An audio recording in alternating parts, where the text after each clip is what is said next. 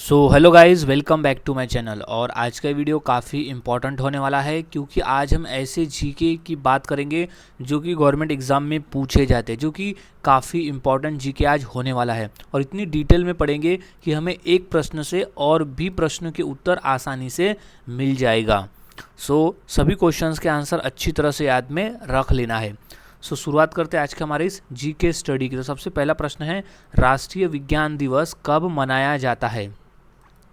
इसका सही जवाब है ऑप्शन नंबर सी, 28 फरवरी के दिन हम हर साल राष्ट्रीय विज्ञान दिवस मनाते हैं। अब क्यों मनाते हैं ये हम डिटेल में समझ लेते हैं।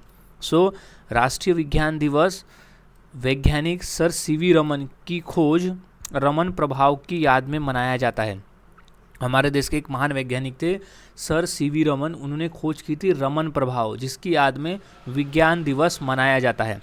अब जब रमन प्रभाव की खोज की गई थी तो उस दिन था 28 फरवरी 1928 को, इसीलिए 28 फरवरी को हम विज्ञान दिवस मनाते हैं रमन प्रभाव की खोज में। अब इस खोज के लिए सर सीवी रमन को साल 1930 में भौतिकी के नोबेल पुरस्कार से सम्मानित भी किया गया था। याद में रख लेना है कि सर सीवी रमन को कब नोबेल पुरस्कार मिला था, तो वो 1930 में मिला था। और किस क्षेत्र में, तो वो भौतिकी के क्षेत्र में दिया गया था। अब इस दिन को मनाने की घोषणा भारत सरकार ने साल 1986 से की थी, यानी 28 फरवरी को हम विज्ञान दिवस मनाएंगे, ये घोषणा भारत सरकार द्वारा 1986 को हुई थी। नेक्स्ट क्वेश्चन, जैनियों के पहले तीर्थकर कौन थे? इसका सही जवाब है option number D, Rishabhdev. Rishabhdev थे जैनियों के पहले तीर्थकर। इसे पॉइंट से समझ लेते हैं। जैन धर्म के पहले तीर्थकर थे भगवान ऋषभदेव, जिनका एक और नाम था आदिनाथ, यानी ऋषभदेव का ही एक अन्य नाम था आदिनाथ। भगवान ऋषभदेव की माता का नाम था मरु देवी। भगवान ऋषभदेव की माता जी का नाम था मरु देवी। अब भगवान ऋषभदेव भारत के चक्रवर्ती सम्राट भरत के पिता थे। भगवान ऋषभदेव जो थे वो चक्रवर्ती सम्राट भरत के पिता थे। अब भगवान ऋषभदेव को अष्टापद के से मोक्ष की प्राप्ति हुई थी। याद रख ले, अष्टापद से ऋषभदेव को मोक्ष की प्राप्ति हुई थी। सभी पॉइंट्स को अच्छी तरह से याद में रख लेना है। नेक्स्ट क्वेश्चन की बात करते हैं, गौतम बुद्ध ने अपना पहला उपदेश कहाँ दिया था? इसका सही जवाब है ऑप्शन नंबर सी, सारनाथ में दिया था। गौतम बुद्ध ने अपना पहला उपदेश सारनाथ में दिया था। इम्पॉर्टेंट प्रश्न है, इसे अच्छी तरह से याद में रख लेना है। मोस्ट इम्पॉर्टेंट प्रश्न है ये। पॉइंट से समझ लेते हैं। गौतम बुद्ध ने अपना पहला उपदेश उत्तर प्रदेश के बनारस शहर के पास सारनाथ गांव में दिया था। कहाँ दिया था? सारनाथ गांव में। इस उपदेश को धर्म चक्र प्रवर्तन कहा जाता है। इस उपदेश को, यानी गौतम बुद्ध ने जो अपना पहला उपदेश दिया था, उस उपदेश को धर्म चक्र प्रवर्तन कहा जाता है, जो कि सारनाथ गांव में उन्होंने दिया था। अब बुद्ध ने अपना पहला उपदेश पाली भाषा में दिया था। ये याद रखना है कि बुद्ध ने अपना पहला उपदेश दिया था पाली भाषा में। उन्होंने अपने 5 शिष्यों वप्पा, भादिया, महानामा, कौटल्य और असांगी को उपदेश दिया था। यानी गौतम बुद्ध ने अपना पहला उपदेश सारनाथ में दिया था, जिसे धर्मचक्र प्रवर्तन कहा जाता है, और उन्हें पाली भाषा में दिया, तो उन्होंने अपने 5 शिष्यों को दिया था। नेक्स्ट क्वेश्चन है, मेगास्थनीज ने भारतीय समाज को कितनी श्रेणियों में विभाजित किया था? इसका सही जवाब हो जाएगा ऑप्शन नंबर डी, 7 श्रेणियों में विभाजित किया था मेगास्थनीज ने। अब पॉइंट से समझ लेते हैं। मेगास्थनीज ने अपनी पुस्तक इंडिका, मेगास्थनीज की लिखी हुई पुस्तक है इंडिका, में भारतीय समाज को 7 श्रेणियों में विभाजित किया था। मेगास्थनीज पहला विदेशी यात्री था जो भारत में भ्रमण किया था। ये जो वर्ग थे, मेगास्थनीज अपनी पुस्तक इंडिका में भारत में 7 भारतीय को 7 श्रेणियों में विभाजित किया था, जो थे ब्राह्मण, क्षत्रिय, वैश्य, शूद्र, कृषक, कारीगर और शिकारी। ये 7 थे समाज थे जो मेगास्थनीज ने विभाजित किया था। नेक्स्ट क्वेश्चन है, गुप्त वंश के किस शासक ने सर्वप्रथम महाधिराज की उपाधि धारण की थी? सही जवाब है ऑप्शन नंबर बी, चंद्रगुप्त ने। चंद्रगुप्त ने सर्वप्रथम महाधिराज की उपाधि धारण की थी। इसे पॉइंट से समझ लेते हैं। गुप्त वंश के पहले शासक चंद्रगुप्त प्रथम ने सर्वप्रथम महाधिराज की उपाधि धारण की थी। गुप्त साम्राज्य के संस्थापक थे। चंद्रगुप्त प्रथम गुप्त साम्राज्य के संस्थापक थे। उन्होंने उत्तरी और मध्य भारत में शासन किया था। अब चंद्रगुप्त प्रथम की उपाधि महाराजाधिराज यानी राजाओं का महान राजा से पता चलता है कि वे राजवंश के पहले अधिपति शासक भी थे। नेक्स्ट क्वेश्चन, नालंदा विश्वविद्यालय की स्थापना किस युग में हुई थी? सही जवाब है ऑप्शन नंबर सी, गुप्त युग में की गई थी नालंदा विश्वविद्यालय की स्थापना। अब इसे पॉइंट से समझ लेते हैं। सो नालंदा विश्वविद्यालय की स्थापना गुप्त साम्राज्य के सम्राट कुमार गुप्त प्रथम ने 5वीं शताब्दी में की थी। नालंदा विश्वविद्यालय की स्थापना गुप्त साम्राज्य के सम्राट कुमार गुप्त ने 5वीं शताब्दी में की थी। इंपॉर्टेंट प्रश्न है ये, इसे अच्छे से याद रख लेना है।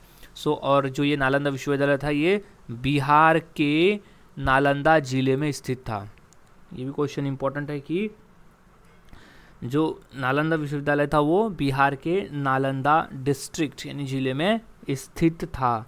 Question most important. अब जो यह प्राचीन भारत का एक प्रसिद्ध और प्रतिष्ठित शिक्षा का केंद्र था नालंदा विश्वविद्यालय।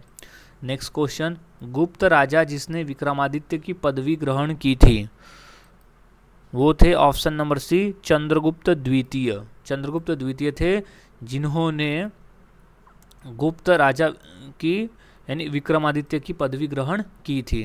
नेक्स्ट क्वेश्चन है, गुप्त शासक चंद्रगुप्त द्वितीय जिसने विक्रमादित्य की नाम से भी जाना जाता है गुप्त शासक चंद्रगुप्त द्वितीय को। अब गुप्त साम्राज्य के महान शासकों में से वो एक थे जिन्होंने 380 से 415 ई तक शासन किया था। उन्होंने शकों पर विजय प्राप्त करने के बाद विक्रमादित्य की उपाधि धारण की थी।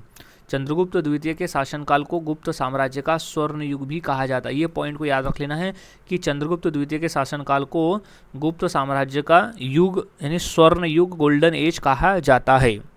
नेक्स्ट क्वेश्चन, किसने मुगल साम्राज्य की राजधानी को आगरा से दिल्ली स्थानांतरित किया था? इसका सही जवाब है ऑप्शन नंबर डी, शाहजहां ने।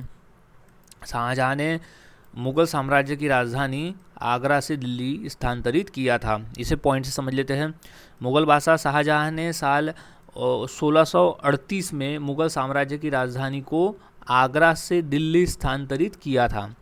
उन्होंने दिल्ली में शाहजहानाबाद नाम की एक नई राजधानी बसाई थी। यह शहर यमुना नदी के किनारे स्थित था यानी वो बसा हुआ था।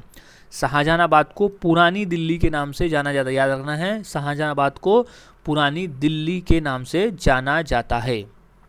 सभी पॉइंट्स को याद में रख लेना है। नेक्स्ट क्वेश्चन है, कामाख्या मंदिर भारत के किस आधुनिक राज्य में स्थित है? सही जवाब ऑप्शन नंबर ए, असम राज्य में स्थित है। कामाख्या मंदिर भारत के असम राज्य में स्थित मंदिर है। पॉइंट से समझ लेते हैं।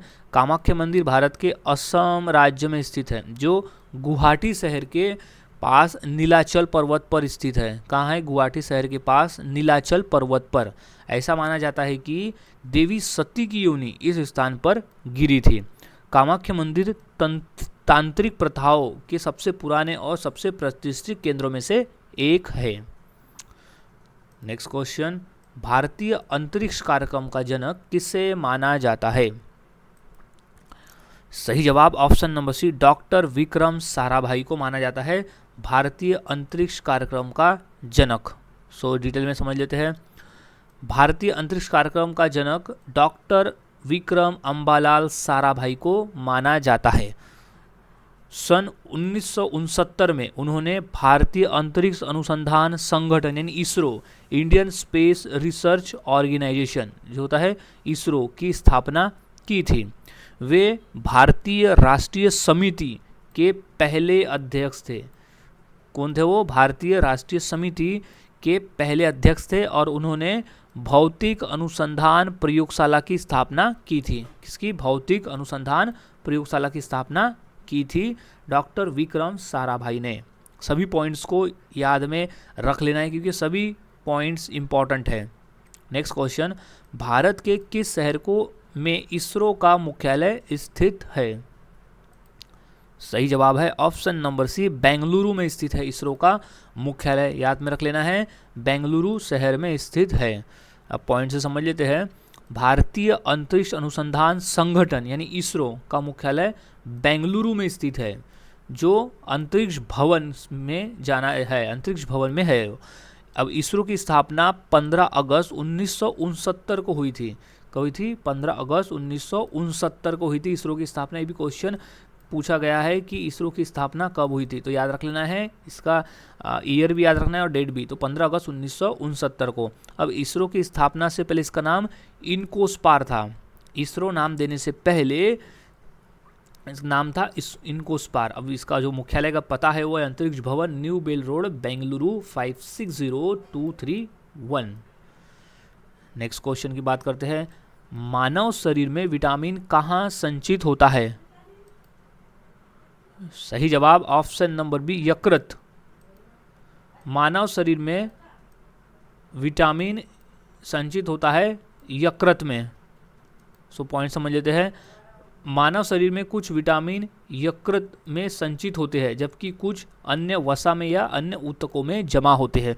अब देख ले कौन सा विटामिन कहाँ जमा होता है, संचित होता है। सो विटामिन ए जो है वो यकृत में, विटामिन डी जो है वो यकृत और वसा में, विटामिन ई वसा ऊतक में, और विटामिन के यकृत में जमा होता है।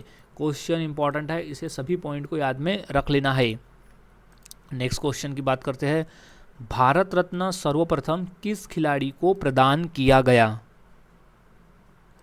सो इसका सही जवाब हो जाएगा option number D, Sachin Tendulkar को। सचिन तेंदुलकर को भारत रत्न पहले प्रदान, यानी पहले व्यक्ति थे जिन्हें भारत रत्न प्रदान किया गया। इंपॉर्टेंट प्रश्न है, अच्छी तरह से याद में रख लेना इसे पॉइंट से समझ लेते हैं कि भारत रत्न पुरस्कार पाने वाले पहले खिलाड़ी थे सचिन तेंदुलकर। थे नहीं है, पहले खिलाड़ी है सचिन तेंदुलकर। उन्हें यह पुरस्कार साल 2014 में मिला था। क्वेश्चन ये भी पूछा गया था कि सचिन तेंदुलकर को भारत रत्न कब मिला था, तो वो है सन 2014 को। सचिन तेंदुलकर को गॉड ऑफ क्रिकेट के नाम से भी जाना जाता है। याद रख लेना है, सचिन तेंदुलकर को गॉड ऑफ क्रिकेट के नाम से हम जानते हैं। अब भारत रत्न भारत का सर्वोच्च नागरिक सम्मान पुरस्कार है। भारत रत्न भारत का सर्वोच्च नागरिक सम्मान पुरस्कार भी है। नेक्स्ट क्वेश्चन है, अंतरिक्ष में जाने वाली पहली भारतीय महिला कौन थी? सो इसका सही जवाब है option number B, Kalpana Chawla. अंतरिक्ष में जाने वाली पहली भारतीय महिला थी कल्पना चावला। पॉइंट से समझ लेते हैं। कल्पना चावला अंतरिक्ष में जाने वाली पहली महिला थी। वह अमेरिकी यानी भारतीय अमेरिकी अंतरिक्ष यात्री थी। साल 1997 में यानी 1997 में कल्पना ने अंतरिक्ष शटल कोलंबिया से उड़ान भरी थी। याद रखना है, शटल कोलंबिया से उड़ान भरी थी सन 1997 में। साल 2003 में अंतरिक्ष यान कोलंबिया पृथ्वी के वायुमंडल में दोबारा प्रवेश करते समय टूट गया था। इस दुर्घटना में कल्पना चावला समेत सभी 7 चालक दल मारे गए थे। याद रखना है, 2003 में यह घटना हुई थी जब कोलंबिया पृथ्वी के वायुमंडल में दोबारा प्रवेश करते समय टूट गया था, और इस घटना में कल्पना चावला समेत 7 लोग मारे गए थे। नेक्स्ट क्वेश्चन, कलिंग का युद्ध किस वर्ष लड़ा गया था?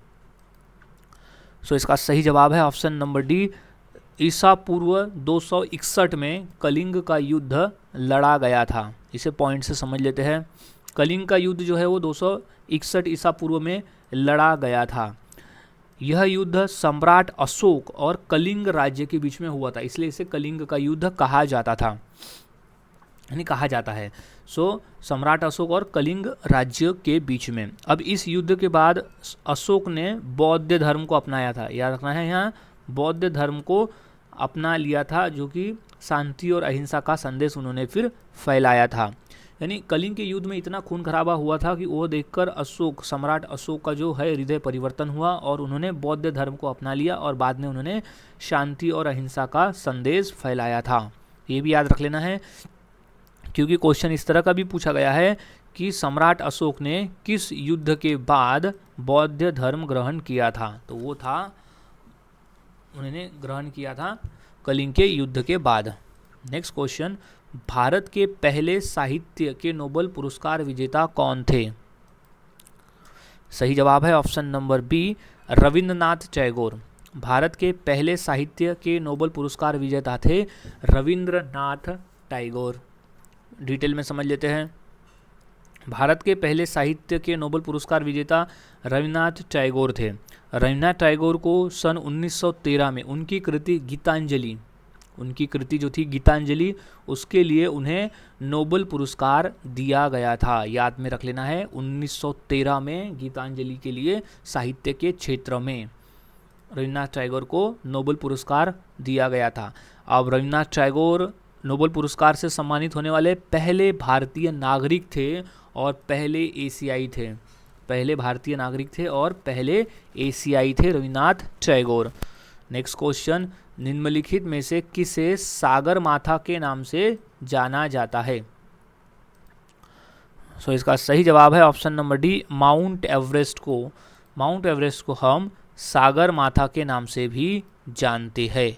इंपॉर्टेंट प्रश्न है ये, पॉइंट से समझ लेते हैं। माउंट एवरेस्ट नेपाली में सागर माथा के नाम से जाना जाता है। याद रखना है, नेपाल में माउंट एवरेस्ट को सागर माथा के नाम से जाना जाता है, जो जिसका मतलब होता है आकाश का माथा। अब तिब्बती भाषा में माउंट एवरेस्ट को चोमोलुंगमा के नाम से भी जानते हैं। याद रख लेना है, चोमोलुंगमा, जिसका अर्थ होता है विश्व की देवी माँ। नेक्स्ट क्वेश्चन है, एशियाई विकास बैंक ADB की स्थापना कब हुई थी? सो इसका सही जवाब हो जाएगा ऑप्शन नंबर सी, 19 दिसंबर 1966 को। 19 दिसंबर 1966 को एशियाई विकास बैंक यानी ADB की स्थापना हुई थी। अच्छी तरह से इसे याद में रख लेना है। पॉइंट से समझ लेते हैं। एशियाई विकास बैंक ADB की जो स्थापना है वो हुई थी 19 दिसंबर 1966 को। 19 दिसंबर 1966 को। अब इसका जो मुख्यालय है वो है मनीला, फिलीपींस में। मुख्यालय है ADB बैंक का मनीला में। अब बैंक एशिया में सामाजिक और आर्थिक विकास को बढ़ावा देने के लिए दुनिया भर में 31 क्षेत्रीय कार्यालय भी रखता है। याद रखना है, 31 क्षेत्रीय कार्यालय भी रखता है। नेक्स्ट क्वेश्चन है, राष्ट्रीय युवा दिवस किस दिन मनाया जाता है? सो इसका सही जवाब है ऑप्शन नंबर सी, 12 जनवरी को। 12 जनवरी के दिन हम हर साल राष्ट्रीय युवा दिवस मनाते हैं। अब क्यों मनाते हैं, इसे पॉइंट से हम समझ लेते हैं। सो राष्ट्रीय युवा दिवस प्रत्येक वर्ष 12 जनवरी को महान आध्यात्मिक नेता, दार्शनिक और विचारक स्वामी विवेकानंद की स्मृति यानी उनकी याद में मनाया जाता है। 12 जनवरी को भारत सरकार ने साल 1984 में राष्ट्रीय युवा दिवस के रूप में घोषित किया था। याद में रख लेना है सभी पॉइंट्स। नेक्स्ट क्वेश्चन, प्रवासी भारतीय दिवस कब मनाया जाता है? ये तो मोस्ट इंपॉर्टेंट क्वेश्चन है, रिपीटेड प्रश्न है ये। सो इसका सही जवाब है ऑप्शन नंबर डी, 9 जनवरी को हम हर साल प्रवासी भारतीय दिवस मनाते हैं। सो इसे याद में रख लेते हैं कि भारत के विकास में प्रवासी भारतीय समुदाय के योगदान को चिन्हित करने के लिए हर साल 9 जनवरी को प्रवासी भारतीय दिवस मनाया जाता है। अब ये क्यों मनाया जाता है? क्योंकि 9 जनवरी 1915 को महात्मा गांधी दक्षिण अफ्रीका से भारत लौटे थे। सो उनके इन्हीं महान प्रवास को याद में रखते हुए 9 जनवरी 1915 को प्रवासी भारतीय दिवस मनाया जाता है। नेक्स्ट क्वेश्चन है, पंडित किशन महाराज किस वाद्य यंत्र के प्रमुख वादक थे? सही जवाब ऑप्शन नंबर डी, तबला वादक थे।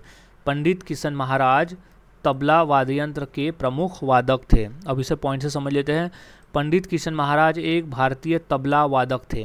कौन थे? एक भारतीय तबला वादक। अब पंडित किशन महाराज हिंदुस्तानी शास्त्रीय संगीत के बनारस घराने से ताल्लुक़ रखते थे। याद रख लेना है कि पंडित किशन महाराज हिंदुस्तानी शास्त्रीय संगीत बनारस के घराने से ताल्लुक़ रखते थे।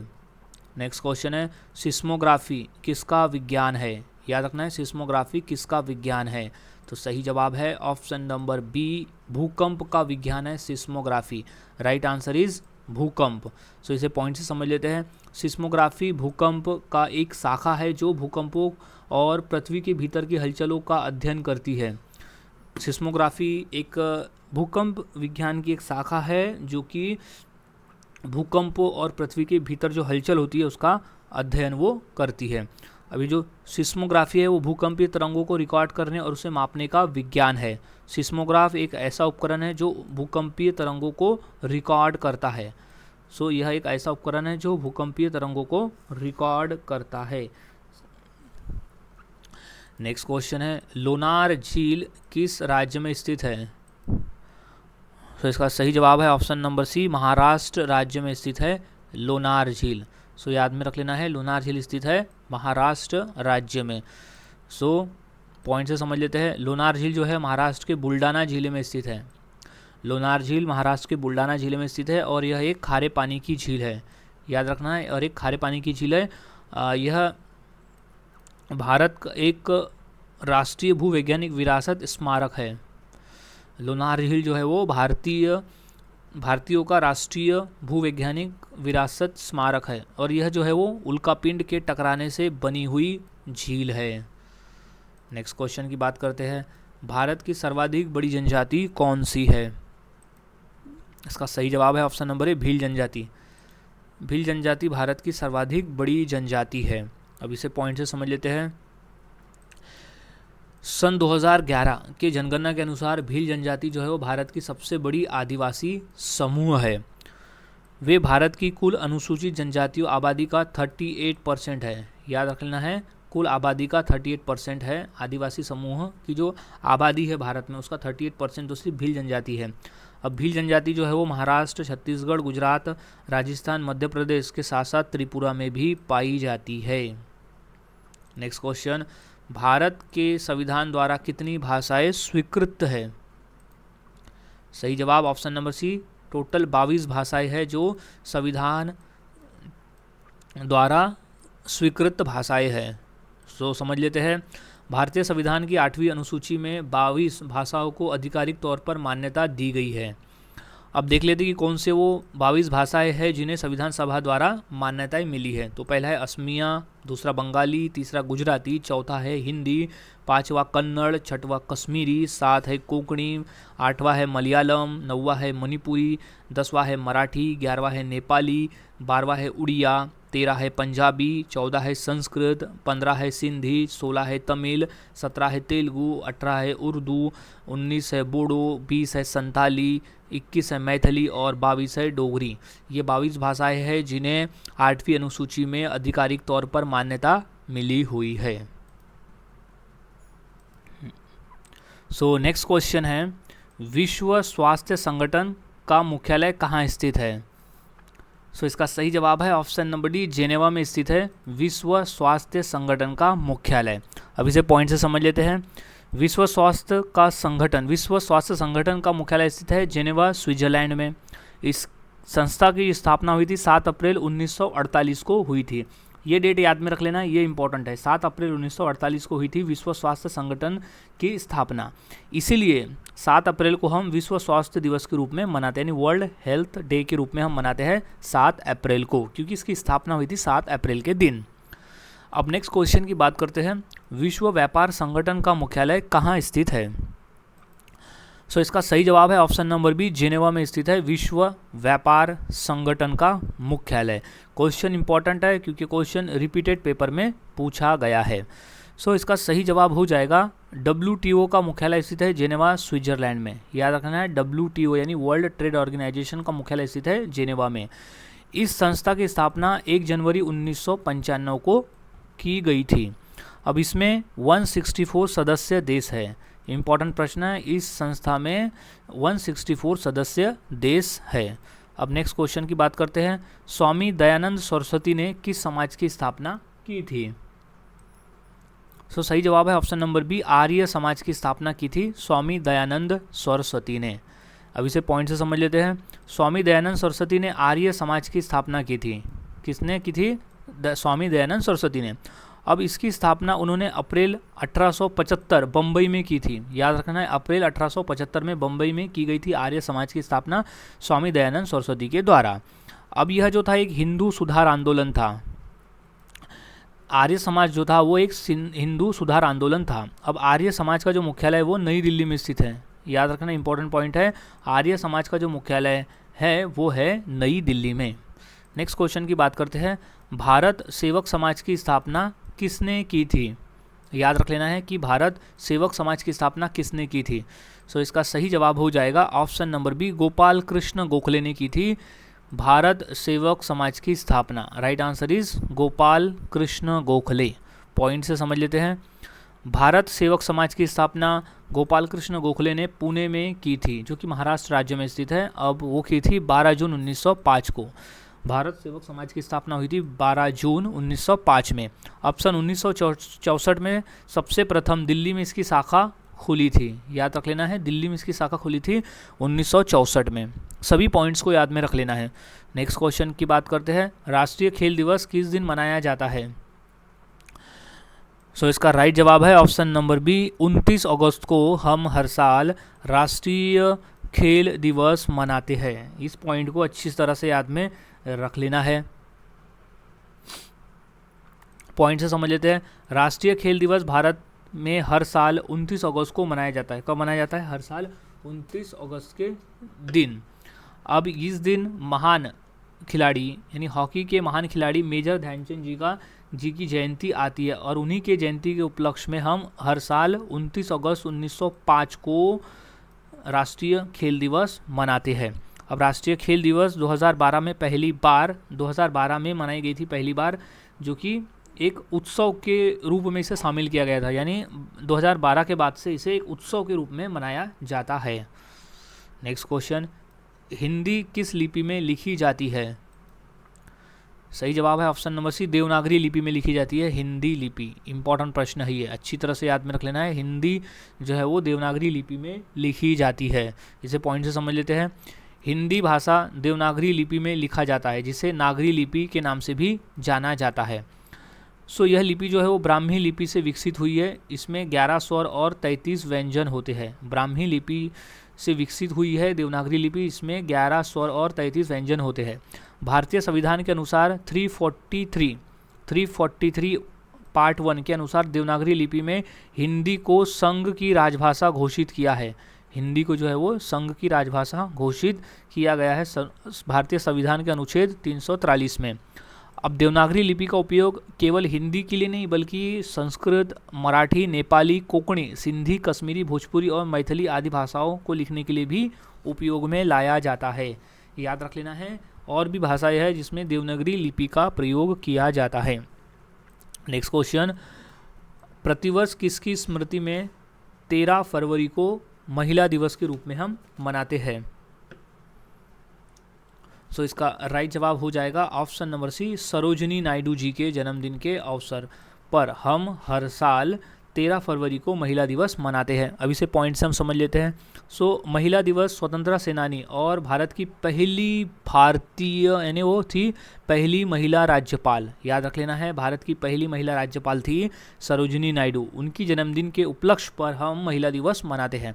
अब सरोजिनी नायडू जी का जन्म जब हुआ था वो था 13 फरवरी सन 1879 में। कहाँ हुआ था? हैदराबाद में। तो उनका जन्म हुआ था 13 फरवरी को, इसलिए हम हर साल 13 फरवरी को महिला दिवस मनाते हैं। अब सरोजिनी नायडू को भारत की कोकिला के नाम से भी जाना जाता है। याद रख लेना है, भारत की कोकिला के नाम से जाना जाता है सरोजिनी नायडू जी को। नेक्स्ट पॉइंट, विटामिन की खोज किस वैज्ञानिक ने की थी? सो इसका सही जवाब हो जाएगा option number B, Casimir Funk. Casimir Funk नामक वैज्ञानिक ने विटामिन की खोज की थी। अभी से पॉइंट से समझ लेते हैं। विटामिन की खोज पोलिश जीव रसायन ज्ञानी कासिमिर फंक ने साल 1912 में की थी। अब उन्होंने साल 1912 में भोजन के विशेष पोषक तत्वों को विटामिन का नाम दिया था। यानी विटामिन की खोज की थी कासिमिर फंक ने, और उससे विटामिन का नाम भी उन्होंने ही दिया था 1912 में। कासिमिर फंक को विटामिन थेरेपी का जनक माना जाता है। याद रख लेना है, कासिमिर फंक को विटामिन थेरेपी का जनक भी माना जाता है। नेक्स्ट क्वेश्चन, दिल्ली के प्रसिद्ध लौह स्तंभ का निर्माण किस वंश के शासक ने करवाया था? तो इसका सही जवाब है ऑप्शन नंबर ए, गुप्त वंश के शासक द्वारा किया गया था दिल्ली में प्रसिद्ध लौह स्तंभ का निर्माण। क्वेश्चन आया हुआ है पेपर में, सो इसे अच्छी तरह से याद में रख लें। सो इसका सही जवाब है गुप्त वंश। सो पॉइंट से समझ लेते हैं इसे। दिल्ली के लौह स्तंभ का निर्माण चंद्रगुप्त मौर्य ने करवाया था। यह स्तंभ कुतुब मीनार के परिसर में ही स्थित है। चंद्रगुप्त द्वितीय ने इसे उसके शासनकाल 1975 से 1415 ई में करवाया था। अब यह 7.21 मीटर है, जिस कुल है 23 फीट 8 इंच ऊंचा और 41 सेंटीमीटर इसका व्यास है। स्तंभ पर संस्कृत में शिलालेख है जो कि चंद्रगुप्त द्वितीय की उपलब्धियों को यह दर्शाता है। ये सभी पॉइंट्स को याद में रख लेना है क्योंकि पॉइंट से कई आंसर मिल जाएंगे। अब नेक्स्ट क्वेश्चन है, निम्नलिखित में से कौन सा वेद सबसे पुराना है? तो इसका सही जवाब है option number C, Rigveda. Rigveda जो है वो सबसे पुराना वेद है, ऋग्वेद। इसे पॉइंट से समझ लेते हैं। 4 वेद है, ऋग्वेद, सामवेद, यजुर्वेद और अथर्ववेद। अब इसमें से जो ऋग्वेद है वो सबसे पुराना वेद है, याद रख लेना है। ऋग्वेद सबसे पुराना वेद है। ऋग्वेद की रचना लगभग 3500 वर्ष पूर्व हुई थी। अब ऋग्वेद में मंत्रों की संख्या 10,580 है, मंडल की संख्या 10 है और सूक्त की संख्या 1028 है। ये सभी पॉइंट्स इंपॉर्टेंट है और सभी पॉइंट्स को याद में रख लेना है। नेक्स्ट क्वेश्चन है, जैन धर्म के संस्थापक कौन है? सही जवाब option number D, Rishabhdev. Rishabhdev है जैन धर्म के संस्थापक। इसे पॉइंट से समझ लेते हैं। जैन धर्म के संस्थापक ऋषभदेव या आदिनाथ है, यानी ऋषभदेव का ही दूसरा नाम है आदिनाथ। अब ऋषभदेव जैन धर्म के पहले तीर्थकर थे। ये पॉइंट है कि ऋषभदेव जैन धर्म के पहले तीर्थकर थे। मोस्ट इंपॉर्टेंट क्वेश्चन है। अब ऋषभदेव भारत चक्रवर्ती सम्राट भरत के पिता थे। ऋषभदेव भारत के चक्रवर्ती सम्राट भरत के पिता थे। जैन धर्म भारत श्रमण परंपरा से निकला प्राचीन धर्म और एक दर्शन है। नेक्स्ट क्वेश्चन, एशिया महाद्वीप की सबसे लंबी नदी कौन सी है? सही जवाब है ऑप्शन नंबर ए, यांगसी नदी। यांगसी नदी जो है वो एशिया महाद्वीप की सबसे लंबी नदी है। अब इसे पॉइंट से समझ लेते हैं। सो यांगसी नदी एशिया की सबसे लंबी नदी है और यह दुनिया की तीसरी सबसे लंबी नदी भी है। यांगसी नदी चीन में बहती है। पॉइंट याद रखना है, यांगसी नदी जो है वो चीन में बहती है। यांगसी नदी की कुल लंबाई 6300 किलोमीटर है। यांगसी नदी तिब्बत के पठार में स्थित तंगुला पहाड़ से निकलती है और यह जो है वो संगाई चीन के पूर्व में मिलती है। मोस्ट इंपॉर्टेंट क्वेश्चन है, इसे अच्छी तरह से याद में रख लेना है। ये सभी पॉइंट्स को याद में रख लेना है। नेक्स्ट क्वेश्चन है, सोगात्सु किस देश का नववर्ष त्यौहार है? तो सही जवाब है ऑप्शन नंबर सी, जापान का। सोगात्सु जो है वो जापान देश का नववर्ष त्यौहार है। पॉइंट से समझ लेते हैं। सोगात्सु जापान का नववर्ष त्यौहार है जो 1 से 3 जनवरी तक मनाया जाता है। सोगात्सु जापान का एक नववर्ष निवर्ष त्यौहार है। सोगात्सु जिसे ओसोगात्सु भी कहा जाता है। सोगात्सु है जिसे ओसोगात्सु भी कहा जाता है, जो नववर्ष त्यौहार है। अब नए साल की पूर्व संध्या पर मंदिर की घंटियाँ 108 बार बजती है, जो बौद्ध विश्वास में 108 मानवीय पापों का प्रतीक भी है। नेक्स्ट क्वेश्चन, गुरुद्वारा पंजा साहिब किस देश में स्थित है?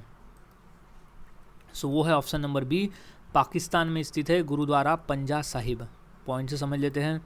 गुरुद्वारा पंजा साहिब पाकिस्तान के हसन अब्दाल में स्थित है। कहाँ है? हसन अब्दाल में।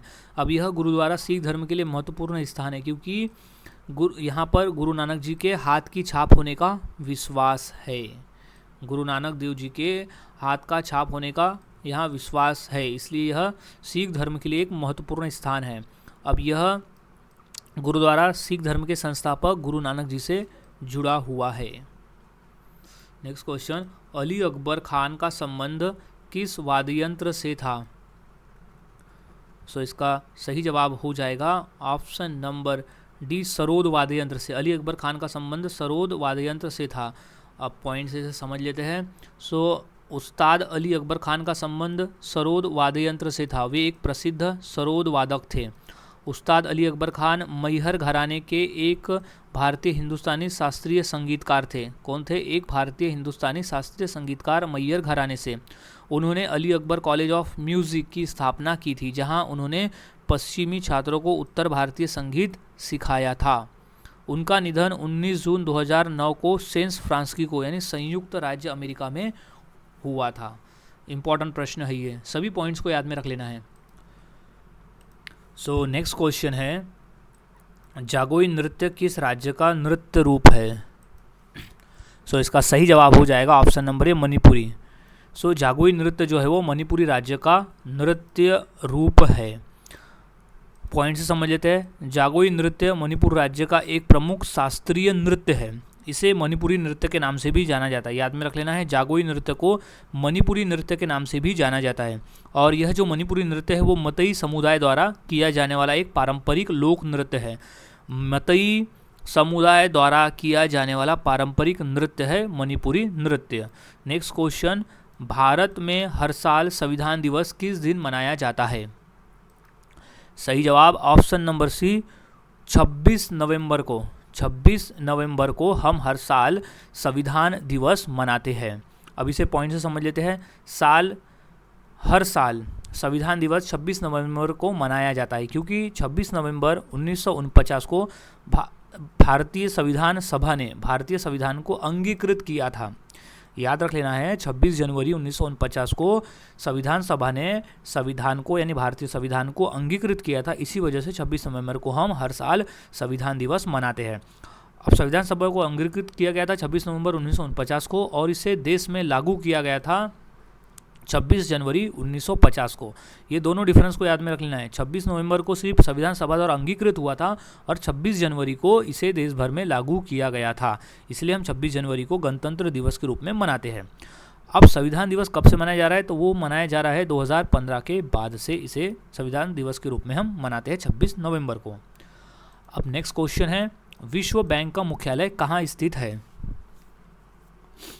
सो इसका सही जवाब हो जाएगा ऑप्शन नंबर डी, वॉशिंगटन में स्थित है संविधान विश्व बैंक का मुख्यालय। पॉइंट से समझ लेते हैं। विश्व बैंक का मुख्यालय वॉशिंगटन डीसी संयुक्त राज्य अमेरिका में स्थित है। विश्व बैंक की स्थापना हुई थी जुलाई 1944 को। विश्व बैंक की स्थापना हुई थी जुलाई 1944 को।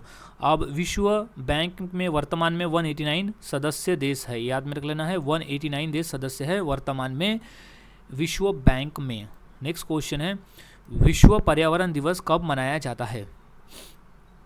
सो इसका सही जवाब है ऑप्शन नंबर ए, 5 जून को हम हर साल विश्व पर्यावरण दिवस के रूप में मनाते हैं। अब वो क्यों मनाते हैं इसे हम पॉइंट से समझ लेते हैं। सो सन 1972 में संयुक्त राष्ट्र महासंघ ने 5 जून को विश्व पर्यावरण दिवस के रूप में मनाने का नामित किया था। याद रख लेना है, विश्व पर्यावरण दिवस 5 जून को मनाने का जो संकल्प लिया था वो लिया था संयुक्त राष्ट्र महासभा ने 1972 में। केवल एक पृथ्वी के नारे के तहत पहला उत्सव 5 जून 1973 में मनाया गया था। कब मनाया गया था? 5 जून 1973 में। पर्यावरण और पारिस्थितिकी के जनक अलेक्जेंडर वॉन हम्बोल्ट को माना जाता है। याद में रखना है, अलेक्जेंडर वॉन हम्बोल्ट को। पॉइंट सभी याद में रख लेने हैं। सो नेक्स्ट क्वेश्चन है, किस ग्रह को शाम का तारा यानी इवनिंग स्टार के नाम से जाना जाता है? सो सही जवाब है ऑप्शन नंबर बी, शुक्र ग्रह। शुक्र ग्रह जो है वो शाम का तारा यानी इवनिंग स्टार कहा जाता है। सो इसे पॉइंट से समझ लेते हैं। शाम का तारा, इवनिंग स्टार या संध्या का तारा शुक्र ग्रह को कहा जाता है। शुक्र ग्रह को जुड़वा ग्रह भी कहते हैं। याद रख लेना है, जुड़वा ग्रह भी कहते हैं। शुक्र ग्रह हमारे सौरमंडल का सबसे गर्म ग्रह है। याद में रख लेना है, जो शुक्र ग्रह है वो हमारे सौरमंडल का सबसे गर्म ग्रह है, इसमें कार्बन डाइऑक्साइड की मात्रा अधिक होती है। तो यही कारण है कि शुक्र ग्रह कार्बन डाइऑक्साइड ज़्यादा होने की वजह से गर्म है। नेक्स्ट क्वेश्चन, अमृतसर स्थित स्वर्ण मंदिर किसने बनाया? सही जवाब ऑप्शन नंबर ए, गुरु अर्जुन देव जी ने। गुरु अर्जुन देव जी ने बनाया था अमृतसर स्थित स्वर्ण मंदिर को। पॉइंट याद रख लेते हैं। अमृतसर स्थित स्वर्ण मंदिर, जिसे हरमिंदर साहिब के नाम से भी जानते हैं, सिखों के 5वें गुरु अर्जुन देव जी ने बनाया था। इस मंदिर का निर्माण 1604 में पूरा हुआ। याद रखना है, 1604 में यह बनकर तैयार हुआ था। मंदिर की जो नींव है रखने का काम लाहौर के सूफी संत साई मियाँ मीर ने किया था। इस मंदिर में सिख धर्म के पवित्र ग्रंथ गुरु ग्रंथ साहिब को स्थापित किया गया है। याद में रख लेना है, सिख धर्म के पवित्र ग्रंथ गुरु ग्रंथ साहिब को रखा गया है स्वर्ण मंदिर में। नेक्स्ट क्वेश्चन है, गायत्री मंत्र की रचना किसने की थी?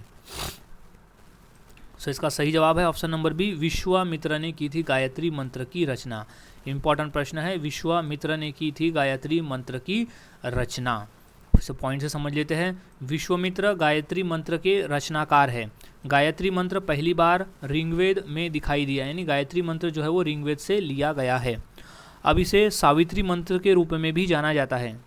ऋग्वेद को सावित्री मंत्र के रूप में भी जाना जाता है।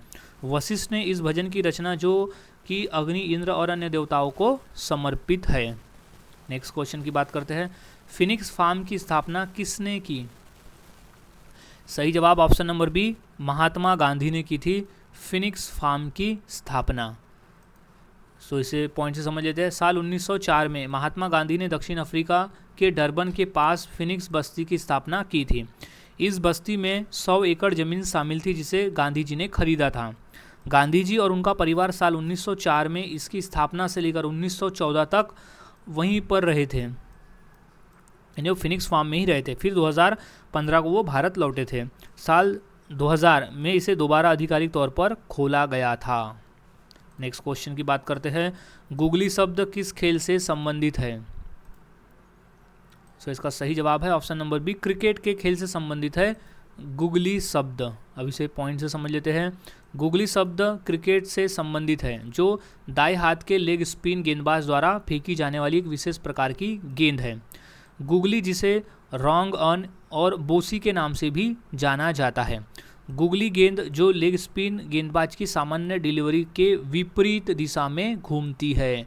ये सभी पॉइंट को याद में रख लेना है क्योंकि ये क्वेश्चन पेपर में आया हुआ है, इससे रिलेटेड क्वेश्चन आ सकता है। अब नेक्स्ट क्वेश्चन है, दूध के घनत्व को किसके द्वारा नापा जाता है? सो इसका सही जवाब है ऑप्शन नंबर ए, लैक्टोमीटर के द्वारा नापा जाता है। दूध के घनत्व को लैक्टोमीटर के द्वारा मापा जाता है।